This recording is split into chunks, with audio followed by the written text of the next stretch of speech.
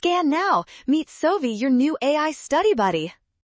Monopsony questions get easy fast when you focus on who controls the labor market, not the product market. And that shortcut points you straight home.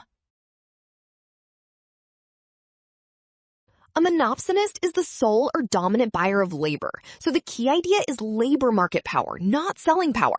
And that immediately makes product market statements suspicious.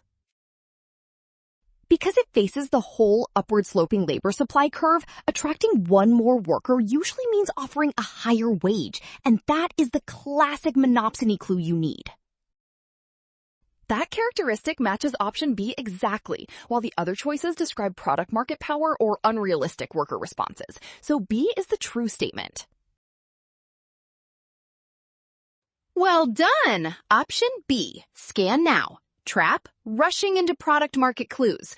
Rule, trust what is given and check each step before choosing.